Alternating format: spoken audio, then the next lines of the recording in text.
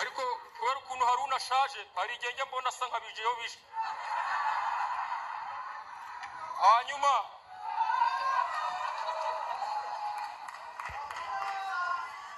tugiye gupanga urugamba twihuse kugira ngo tureke abantu batahe.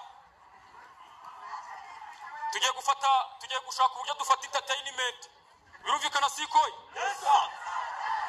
Tugiye kwataka entertainment igizwe n'imipaka myinshi.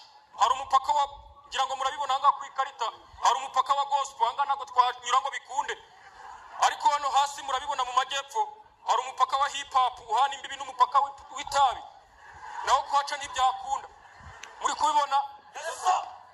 Ariko hangaha umupaka twacongera ngo muri kubibona niduca ku mupaka wa Besto tuzahinguka ku mugezi wa Nyambo duhita twuzamuka umusozi wa Titi tayari tuzata duhinguka mu ishyamba rya Divorce.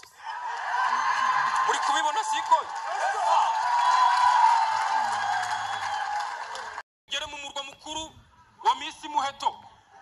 Kugira ngo tugere mu murwa mukuru wa Miss Muheto tuzambuka kino kiyaga kibisindisha duhita tunyura mu ishyamba ry'imikindo. Mwabyumvisha siko? Tukimara kuva ngaho nta kabuza nta kintu tuzaba tugitinya, tuzata twigaragaza nka Sabe kuri kamera.